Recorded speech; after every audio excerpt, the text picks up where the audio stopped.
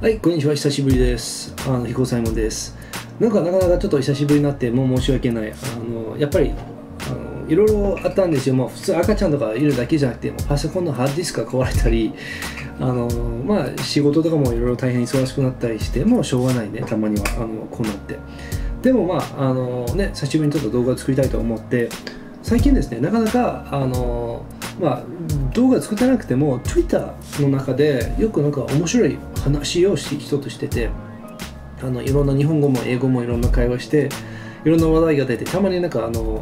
の中にあるコメントに対しての会話があったりして、で最近そういう、いろんなトピックがあるんだけど、自分のきっかけする会話で日本人と外国人両立相談する話で、この間面白かったコメントが数回このコメントを聞いたことあるんだけど、これTwitter の話題にもしようと思って、何なのかというと、みんな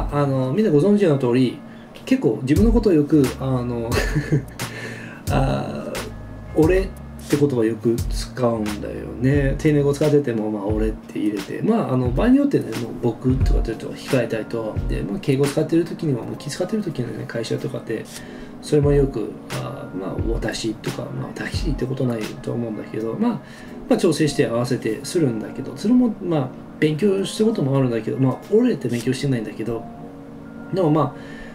この人の日本語みたいに喋ろうとかっても空気読んだり周りを意識したりして、こういう喋り方、こういうスタイルになってきたんだけど、でそういうふうにはこの動画の中でもね、こういう動画で自分的にはもうどういう感覚なのかというと、あなたと、知人友人の会話の感覚でもしたいと思う。だってやっぱこれね、固まっていないんだけどね、これ NHK だとしたらもちろんもっとフォーマルで喋って俺とかって言わないんだけど、逆に書いたブログだったらもうみんな日記みたいに結構普通自分の喋る言葉で使ってるんじゃないかと。でも今日僕が聞きたいのね、あなた方にも皆さんに聞きたいのは、こういう動画の中ではもうどう喋るべき、こういう普通に喋るなのか、こういう普通の喋りなのか、そういう逆にもっとテレビっぽいフォーマルなのか、その俺ってもう気にならない人たまに出てくるんだけど、俺の経験ではもうほとんどまずみんな女性で、そういう荒い言葉あんまり好きじゃなくて、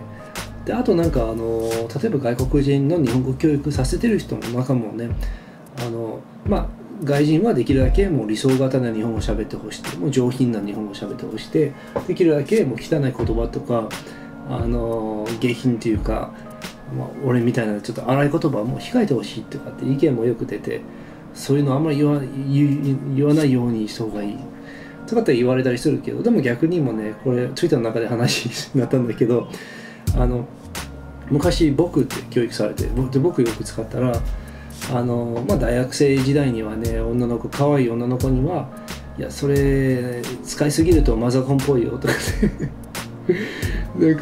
マザコンじゃないからじゃあなんて言えばいいのかって、それでいや俺ってかっこいいとかって言われて、いいバランスで入れるようにしたんだけど、でもやっぱ僕って使いすぎるとマザコンなのか、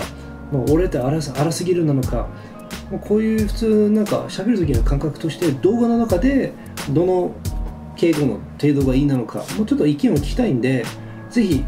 込んで教えてください。もうこういう喋り方でいいのか、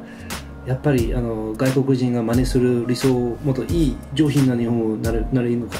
教えてください。はい、ピース。